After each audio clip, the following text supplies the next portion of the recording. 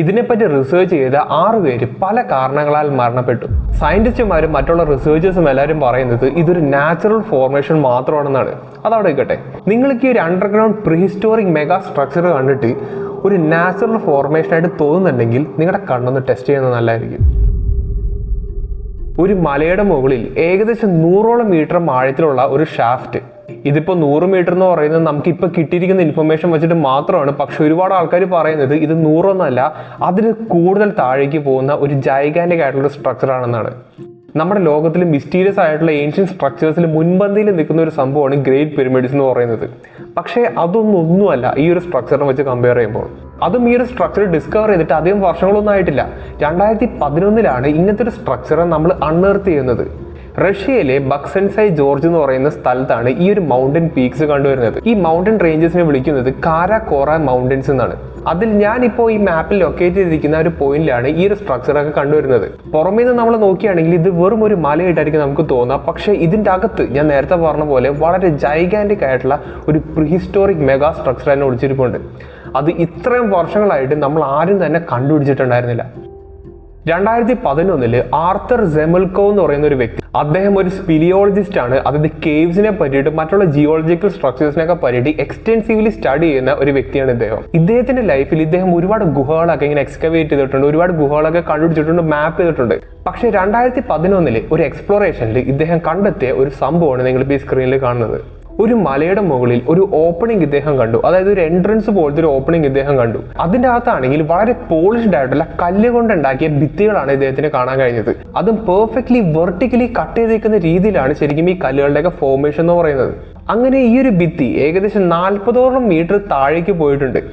പക്ഷേ അത് അവിടെ കൊണ്ട് നിൽക്കുന്നില്ല. ഈ ഭിത്തി നേരെ ഓപ്പൺ ചെയ്യുന്നത് വളരെയധികം മാസീവ് ആയിട്ടുള്ള ഏകദേശം 36 അടിയോളം ഹൈറ്റും ഒരുപാട് വീതിയുള്ള ഒരു വലിയൊരു ചേംബറിലേക്കാണ്. ഒരു തരത്തിൽ ഉറുമ്പിന്റെ കൂടൊക്കെ കാണില്ലേ, അതേപോലത്തെ ഒരു സ്ട്രക്ചറാണ് ശരിക്കും നമുക്ക് ഇവിടെ കാണാൻ കഴിയുന്നത്. ഇദ്ദേഹം ഈ ഒരു സംഭവം കണ്ടുപിടിച്ച ഉടനെ തന്നെ ഒരുപാട് ആൾക്കാരെ സമീപിക്കുകയും ഇതിനെ പറ്റിയിട്ട് വളരെ ഡീറ്റെയിൽ ആയിട്ടുള്ള എക്സ്പ്ലനേഷൻ ഒക്കെ കൊടുക്കുകയും ചെയ്തു. പക്ഷേ ആരും തന്നെ വിശ്വസിച്ചില്ല. എല്ലാവരും പറയുന്നത് ഇതൊരു നാച്ചുറൽ ഫോർമേഷൻ മാത്രമാണെന്നാണ്. ഒരുപാട് എക്സ്പ്ലനേഷൻസുമായിട്ട് സയന്റിസ്റ്റുമാർ ഇതിന്റെ പുറകിൽ നടന്നിട്ടുമുണ്ട്. ഇനി നിങ്ങളൊന്ന് പറ, ഇത് കണ്ടിട്ട് നിങ്ങൾക്ക് ഇതൊരു നാച്ചുറൽ ഫോർമേഷൻ ആയിട്ടാണ് തോന്നുന്നത്, അതായത് നാച്ചുറലി ഫോം ചെയ്യുന്ന ഒരു സംഭവമാണെന്നുണ്ടെങ്കിൽ ഇത്രയും പെർഫെക്റ്റ് ആയിട്ടുള്ള കട്ടിങ്ങളൊക്കെ എവിടെ നിന്ന് വന്നു? നിങ്ങളിപ്പോൾ ഈ കാണുന്നതാണ് ഈ ഒരു സ്ട്രക്ചറിന്റെ 2D മാപ്പ് എന്ന് പറയുന്നത്. അതായത് ആർത്തറിനൊപ്പം തന്നെ വേറൊരാൾ കൂടി ഉണ്ടായിരുന്നു. അദ്ദേഹമാണ് ഈ ഒരു സംഭവത്തിനെ വളരെയധികം ഡീറ്റെയിൽ ആയിട്ട് മാപ്പ് ചെയ്തിരിക്കുന്നത്. ഈ മാപ്പിൽ നോക്കുകയാണെങ്കിൽ നമുക്ക് കുറച്ച് കാര്യങ്ങളൊക്കെ മനസ്സിലാക്കാൻ പറ്റും. ഇതിന്റെ തുടക്കത്തിന്റെ അതായത് ആദ്യത്തെ ഒരു 9 മീറ്ററിന് ശേഷം ഒരു കുനിപ്പ് പോലത്തെ ഒരു ലാൻഡിങ് ഏരിയ പോലത്തെ ഒരു സംഭവം ഉണ്ട്. അതിനുശേഷമായിട്ട് ഒരു 16 മീറ്റർ താഴേക്ക് പോയിട്ട് ഷാഫ്റ്റ് നേരെ താഴേക്ക് പോയിട്ട് പിന്നെയും അതുപോലത്തെ ഒരു സ്ട്രക്ചർ നമുക്ക് കാണാൻ പറ്റും. അതിനടിയിലും 7 മീറ്ററിന് ശേഷം ഇതേപോലത്തെ ഒരു സ്ട്രക്ചർ നമുക്ക് കാണാൻ പറ്റും. അതിന്റെ താഴെയാണ് ഈ ഒരു വലിയ ഗാലറി പോലത്തെ ഒരു സംഭവം നമുക്ക് കാണാൻ കഴിയുന്നത്. അതും ഈ ഒരു എൻട്രൻസിന്റെ ഹൈ റെസൊല്യൂഷൻ ഫോട്ടോസ് ആണ് നിങ്ങളിപ്പോൾ ഈ കാണുന്നത്. അതായത് ഇത് ഒരിക്കലും ഒരു നാച്ചുറൽ ഫോർമേഷൻ ആവാനുള്ള യാതൊരു സാധ്യതയില്ല. ഒരു എക്സാമ്പിൾ ഞാൻ ഇപ്പോൾ കാണിച്ചു തരാം. നിങ്ങളിപ്പോൾ ഈ കാണുന്ന ഒരു പാറക്കല്ലിന്റെ മോൾ വശവും താഴെ വശവും നിങ്ങളൊന്ന് കമ്പയർ ചെയ്ത് നോക്കാം. മോള് നോക്കുകയാണെങ്കിൽ അതൊരു നാച്ചുറൽ ഫോർമേഷൻ ആയിട്ട് നമുക്ക് കാണാൻ പറ്റും, കാരണം അതിൻ്റെതായിട്ടുള്ള ഒരുപാട് റിസംബ്ലൻസ് അതിനുണ്ട്. പക്ഷെ താഴത്തെ ഭാഗം നോക്കിക്കഴിഞ്ഞാൽ അത് പെർഫെക്റ്റ്ലി ആരെ കട്ട് ചെയ്തിരിക്കുന്ന പോലെ ശരിക്കും നമുക്കിത് കണ്ടാൽ തോന്നുക. അപ്പോൾ നിങ്ങളിപ്പോൾ ഈ കാണുന്ന ഒരു പാറയില്ലേ, അത് കാരാകോറ മൗണ്ടൻസിൽ തന്നെ കണ്ടുവരുന്ന ഒരു ഫോർമേഷനാണ്. അതായത് ഇത് ആരോ കട്ട് ചെയ്തെടുത്തതാണ്. അതായത് പെർഫെക്റ്റ് ആയിട്ട് ഈ വലിയ കരിങ്കല്ല് ആരോ കട്ട് ചെയ്തെടുത്ത് മാറ്റിയ ഒരു റിമനൻസൻസ് ആണ് നമുക്ക് ഈ ഒരു ഫോട്ടോ ഒന്ന് കാണാൻ കഴിയുന്നത്. മിക്കവാറും ഈ ഒരു ഷാഫ്റ്റ് ബിൽഡ് ചെയ്യാൻ വേണ്ടിയിട്ട് ഉപയോഗിച്ചതായിരിക്കാം ഇത്. അത് പറയാൻ എന്താ കാരണം ഞാൻ ഇപ്പോൾ കാണിച്ചു തരാം. നിങ്ങളിപ്പോൾ കാണുന്നതാണ് ഈ ഷാഫ്റ്റിന്റെ അകത്ത് കടുത്തിരിക്കുന്ന ഒരുപാട് ചേംബേഴ്സ്. ഇതിൻ്റെ അകത്താണെങ്കിൽ ഒരുപാട് ജൈഗാന്റിക് ആയിട്ടുള്ള കരിങ്കല്ലിന്റെ ബ്ലോക്സ് നമുക്ക് കാണാൻ പറ്റും. അപ്പോൾ ഇതൊക്കെ ഞാൻ പറയുന്നുണ്ടെങ്കിലും ഇത് എങ്ങനെയാണ് ഇവിടെ പണി തീർത്തേ എന്നുള്ളൊരു ചോദ്യം അവിടെ നിൽക്കുന്നുണ്ട്. അതിലേക്ക് നമുക്ക് പിന്നെ വരാം.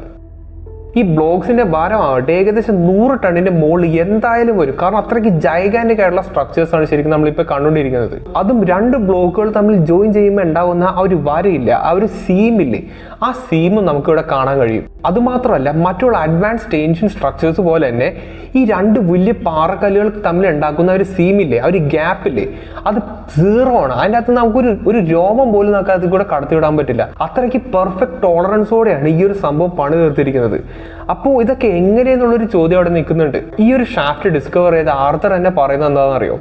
ഈജിപ്തിലത്തെ ഗ്രേറ്റ് പിരമിഡിന്റെ അകത്തുള്ള ഗ്രാൻഡ് ഗാലറി ഇല്ലേ, അതിൻ്റെ അകത്ത് വരുന്ന മാസീവ് ആയിട്ടുള്ള ഗ്രാനൈറ്റ് ബ്ലോക്സ് ഇല്ലേ, അതിനോട് വളരെയധികം സിമിലർ ആയിട്ടുള്ള ഒരു സ്ട്രക്ചറാണ് ഇതെന്നാണ്. അതായത് ഗ്രാൻഡ് ഗാലറിയിൽ കാണുന്ന അതേപോലത്തെ ഒരു പാറ്റേൺ ആണ് ശരിക്കും ഇവിടെയും കാണാൻ കഴിയുന്നത്.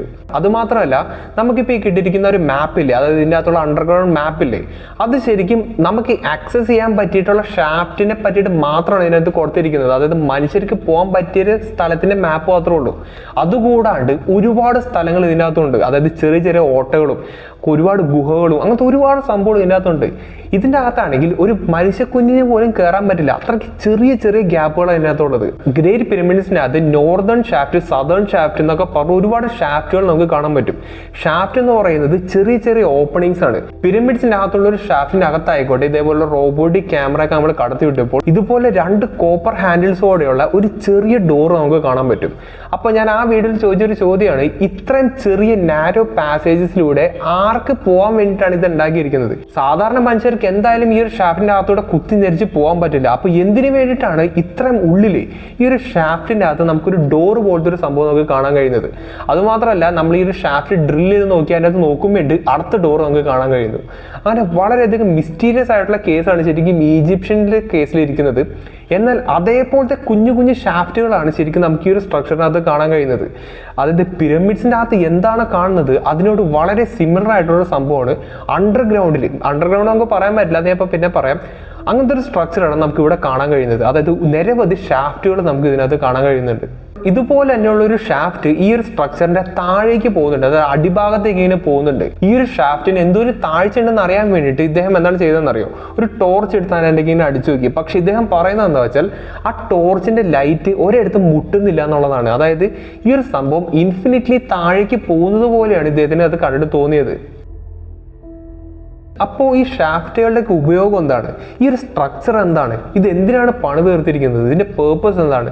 ഇതുവരെയായിട്ടും ആർക്കും അറിയാത്തൊരു സംഭവമാണത്. പിന്നെ വേറൊരു ഫാസിനേറ്റിംഗ് കാര്യം എന്താ വെച്ചാൽ, സാധാരണ കേവുകളുടെ കടിയിൽ പോയി കഴിഞ്ഞാൽ നമുക്ക് ഓക്സിജൻ കിട്ടില്ല, ശ്വാസം കിട്ടൽ വളരെയധികം കുറവായിരിക്കും. പക്ഷേ ഈ ഒരു കേവിന്റെ ഒരു പ്രത്യേകത എന്താ വെച്ചാൽ, ഇതിന്റെ ഒരു ഷാഫ്റ്റിൽ കൂടെ കോൺസ്റ്റന്റ്ലി ഫ്രഷ് എയർ ഇങ്ങനെ വന്നുകൊണ്ടിരിക്കുന്നുണ്ട്. അപ്പോൾ അതൊക്കെ എങ്ങനെയാണ്? നമുക്ക് ഒരിക്കലും തെളിയിക്കാൻ പറ്റാത്ത തരത്തിലുള്ള ടെക്നോളജിയാണ് ശരിക്കും നമ്മളിവിടെ ഇപ്പോൾ കാണുന്നത്. ഇത്രയും ഇൻക്രെഡിബിൾ ആയിട്ടുള്ള സ്ട്രക്ചർ ആയതുകൊണ്ട് തന്നെ പലതരത്തിലുള്ള സ്പെക്കുലേഷനും ഒരുപാട് തിയറീസ് ഇതിൻ്റെ പുറമെ ഇങ്ങനെ പറയുന്നുണ്ട്. അതായത് ഒരു കൂട്ടം ആൾക്കാർ പറയുന്നത് ഇത് പ്രീഹിസ്റ്റോറിക് ആയിട്ടുള്ള ഒരു പിരമിഡ് ആണെന്നാണ്. ഈ പിരമിഡിക്കൽ സ്ട്രക്ചർ ഇങ്ങനെ വർഷങ്ങളായിട്ട് ഇങ്ങനെ പൊക്കൊണ്ടിരിക്കും തോറും അതിങ്ങനെ ഏജ് ചെയ്ത് ഒരു മല പോലത്തെ ഒരു സ്ട്രക്ചറായിട്ട് മാറിയതായിരിക്കാം. അതായത് ചൈനയിൽ ഇതേപോലുള്ളൊരു പിരമിഡിക്കൽ സ്ട്രക്ചർ നമുക്ക് കാണാൻ കഴിയുന്നുണ്ട്. അതിൻ്റെ മുകളിലാവട്ടെ മൊത്തം പ്ലാന്റേഷനാണ്. അതായത് നമ്മൾ ദൂരെ നോക്കിക്കഴിഞ്ഞാൽ നമുക്കൊരു മലയായിട്ട് കാണാൻ പറ്റുള്ളൂ, പക്ഷേ അത് ശരിക്കും ഒരു പിരമിഡ് തന്നെയാണ്. അതേ കേസ് തന്നെയായിരിക്കാം ഇവിടെ സംഭവിച്ചിരിക്കുന്നത്. അപ്പോഴത്തെ ഒരു ചോദ്യം എന്താ വെച്ചാൽ, ഒരു പിരമിഡിന് അല്ലെങ്കിൽ ഒരു മാൻമെയ്ഡ് ഫോർമേഷന് ഇത്തരത്തിലൊരു രൂപം എടുക്കണമെങ്കിൽ എത്ര വർഷങ്ങൾ വേണ്ടി വരും? 5000 വർഷങ്ങൾ മതിയാവും? പറ്റൂല. 10000 വേണോ? പറ്റൂല. അതിന് കൂടുതൽ പാക്കിലൂടെ നമുക്ക് പോകേണ്ടി വരും. അതായത് നമ്മളിപ്പോൾ ഈ കാണുന്ന ഒരു സ്ട്രക്ചറിന്റെ ഏജ് മിക്കവാറും എല്ലാത്തിനെയും പ്രീഡേറ്റ് ചെയ്യാനുള്ള സാധ്യതകളൊക്കെയാണ് നമ്മളിവിടെ ഇപ്പോൾ കാണുന്നത്. പക്ഷേ എന്തൊക്കെ സ്പെക്കുലേഷൻ ഉണ്ടെങ്കിലും ഈ ഒരു സ്ട്രക്ചറിനെ നമുക്ക് തൊടാൻ പറ്റില്ല, കാരണം അത് അങ്ങനെയാണ് ഇപ്പോൾ ഇരിക്കുന്നത്. ഇതിനെപ്പറ്റിയുള്ള ഇൻഫർമേഷൻ നമ്മൾ തേടിപ്പോയി കഴിഞ്ഞാൽ നമുക്ക് വലിയ കാര്യമായിട്ടൊന്നും കിട്ടാൻ പോകില്ല, കാരണം അതിനെപ്പറ്റിയുള്ള ഡേറ്റ വളരെയധികം കുറവാണ്. ഇതിപ്പോൾ കുറവാണോ, ആൾക്കാരെ ഇത് മനഃപൂർവ്വം ഇങ്ങനെ സപ്രസ് ചെയ്ത് വച്ചേക്കുന്നതാണോ എന്ന് എനിക്കറിയില്ല. പിന്നെ ഞാൻ ശ്രദ്ധിച്ചൊരു കാര്യമാണ്, ഈ സ്ട്രക്ചറിനകത്ത് അതായത് ആഴങ്ങളിലേക്ക് പോകുമ്പോൾ നമുക്ക് ബീമുകൾ കാണാൻ പറ്റും. അതായത് നമ്മളിപ്പോൾ വീടുകളിലൊക്കെ ഇങ്ങനെ സപ്പോർട്ടിങ് സ്ട്രക്ചർ ആയിട്ടുള്ള ബീമുകൾ ഉണ്ടാവില്ലേ, അതുപോലുള്ള കല്ലുകൊണ്ടുണ്ടാക്കിയ ബീമുകൾ നമുക്ക് കാണാൻ പറ്റും. അതൊക്കെ കാണുമ്പോൾ ഇത് ഉറപ്പാണ് ഇത് നാച്ചുറൽ ആയിട്ടുള്ള സ്ട്രക്ചർ അല്ല, ഇതൊരു ആർട്ടിഫിഷ്യൽ സ്ട്രക്ചർ ആണെന്നുള്ളത്. പക്ഷേ എന്തുകൊണ്ടാണെന്ന് അറിയില്ല, എല്ലാവരും ഇതൊരു നാച്ചുറൽ സ്ട്രക്ചർ ആണെന്നാണ് പറയുന്നത്. ഇപ്പം എല്ലാവരും എന്ന് പറയുന്നത് സയന്റിഫിക് ആയിട്ടുള്ള ആൾക്കാരും ജിയോളജിസ്റ്റ് അങ്ങനെയുള്ള ആൾക്കാരൊക്കെ തന്നെയാണ്. പക്ഷേ ഇദ്ദേഹം, അതായത് ആർത്തരും ഒരു ജിയോളജിസ്റ്റ് ആയിരുന്നു. ഇതിൻ്റെ പുറകെ പ്രവർത്തിച്ചവരെല്ലാവരും ഇതേപോലുള്ള സയന്റിഫിക് ഫീൽഡിലൊക്കെ ഉള്ള ആൾക്കാരായിരുന്നു. പക്ഷേ എല്ലാവരും പല രീതിയിലായിട്ട് മരണപ്പെടുകയാണ് ചെയ്തത്. വളരെ മിസ്റ്റീരിയസ് ആയിട്ടുള്ള ഒരു കേസ് തന്നെയാണ് ശരിക്കും ഇത്. ഈ സ്ട്രക്ചറുമായിട്ട് എനിക്ക് ഏറ്റവും കൂടുതൽ റിസംബ്ലൻസ് തോന്നിയിരിക്കുന്നത് പണ്ടത്തെ പിരമിഡ്സ് ആണ്.